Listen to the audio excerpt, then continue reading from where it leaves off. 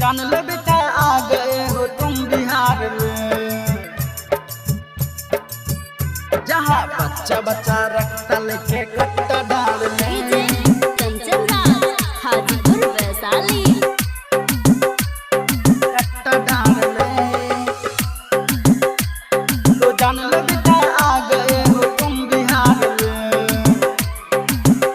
जहाँ बदन में छेद आता है गोली कपार में।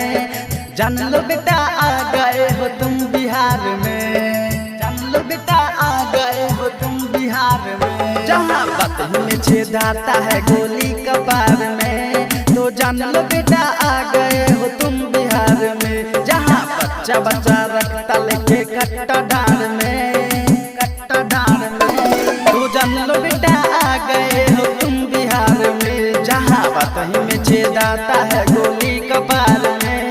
तो जान लो बेटा आ गए हो तुम बिहार में,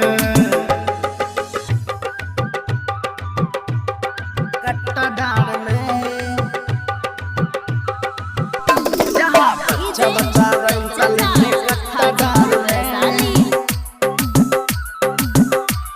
तो जान लो बेटा आ गए हो तुम बिहार में।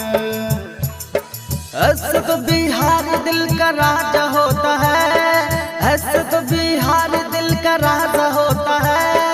आंध पे आई बात तो यम राजा होता है। शेर से भी आगे है बिहार शिकार में, बिहार शिकार में।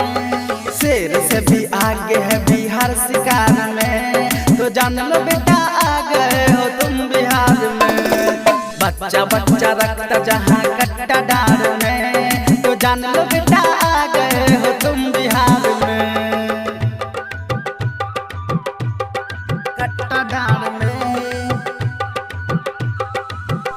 जहाँ बच्चा बच्चा रखता लेके कट्टा डाल में। तो जान लो बेटा आ गए हो तुम बिहार में। हम करते न बुराई सहते न बुराई, हम करते न बुराई सहते न बुराई। करता जो बुराई देते हैं जिंदा जराई। आदमी से ना कम जहाँ लौंडा जबार में, लौंडा जबार में। आदमी से ना कम जहाँ लौंडा जबार में। तो जान लो बेटा आ गए हो तुम बिहार में, बच्चा बच्चा रखता जहाँ कट्टा डाल में। जान लो बेटा आ गए हो तुम बिहार में। इंडिपेंडेंट रिकॉर्डिंग स्टूडियो सुनवरसा राज सहरसा।